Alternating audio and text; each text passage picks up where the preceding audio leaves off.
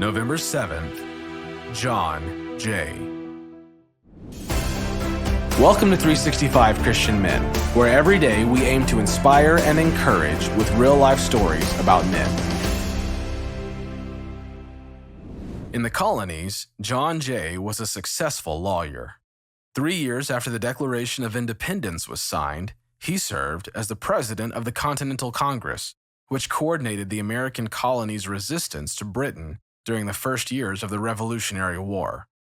The young American government sent Jay to Spain in order to get their government to recognize the newborn nation and to fund their war against Great Britain. Jay knew he would need God's wisdom and help, but he never imagined it would be the voyage itself that would put his trust in God on display. On this date, in 1779, Jay survived the storm-damaged ship named Confederacy. Even when we are in danger, we can trust God with our lives. In late October, John and his wife Sarah, with several others, including French diplomat Conrad Girard, boarded the ship Confederacy and set sail for Europe. Despite some choppy seas and seasickness, there was nothing out of the ordinary. But early on the morning of November 7th, 1779, while most of the passengers slept, timber groaned and strained and cracked, then someone cried out in alarm. Men scurried onto the deck and found the mast broken and multiple sails hanging limp. The whole ship was tossing aimlessly in the wind-whipped sea. Sarah J. would later tell her mother, "We were without the use of the bowsprit, foremast, mainmast, and mizzenmast. We were in an awkward situation." It seems Mrs. J. had a knack for understatement. Finally, after a long and frightening day, the ship was finally brought under control, and the weary passengers retired to their beds. But the following morning, they found that the rudder had been damaged. Now, there was serious doubt they would ever reach their destination or escape with their lives. As the crew devised a makeshift rudder, Jay refused to become alarmed. In fact, Jay's wife credited his example to his trust that God was in control of their lives. Jay proceeded to meet with the captain and the French minister to decide their next step. French Minister Girard wanted to continue to their original destination, but the captain feared it would not be safe to sail on. Instead, he suggested they reroute to the British West Indies, where Jay and Girard and the other passengers could board a different ship to Europe.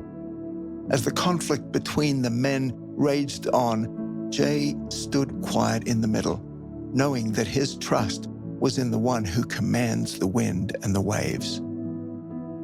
He reminded himself of the story of Jesus in Mark 4, verses 39 through 41. He got up, rebuked the wind, and said to the waves, "Quiet, be still."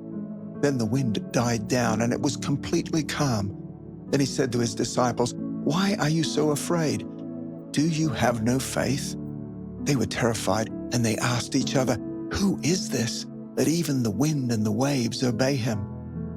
Jay used his lawyer skills to question the officers about routes and weather and if it was prudent to sail a damaged ship across the North Atlantic. After listening to their reasoning, he had them explain all of it again in writing this time.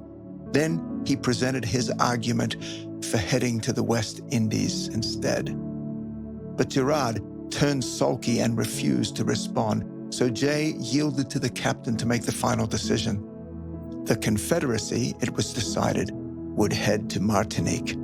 Even though Jay had made a wise and informed decision, he had to endure the displeasure of the French minister for the rest of the journey. The Jay family, however, responded in the opposite spirit to Girard with kindness and even organized a birthday party for Madame Girard. Reflecting on John Jay's faith, even when they didn't know the outcome of their dire situation, Sarah J. would write, "It is the property of a diamond to appear most brilliant in the dark, and surely A good man never shines to greater advantage than in the gloomy hour of adversity. In confidence, the thoughtful man will speak up.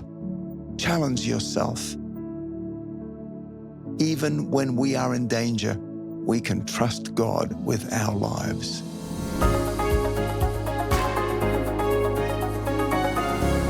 Hello, I'm Michael Borner with Mission 17. And what stands out to me about John Jay isn't just his political brilliance, though he had plenty of that. He was the president of the Continental Congress, an established man and leader, and he helped shape the early American government. And he was trusted, think about this job, go to Spain, secure funding for a war that could end in national ruin, by the way, if you don't succeed. But none of that mattered when the ship lost its mast and lost its rudder. And in the North Atlantic, it threatened to end everyone's lives.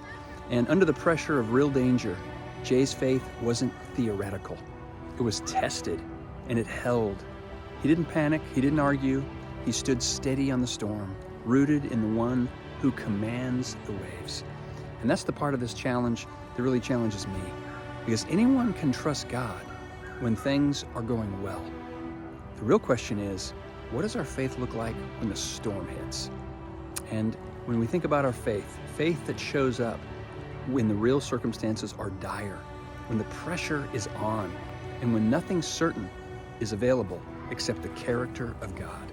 2 Corinthians 5:7 talks about, "For we live by faith and not by sight."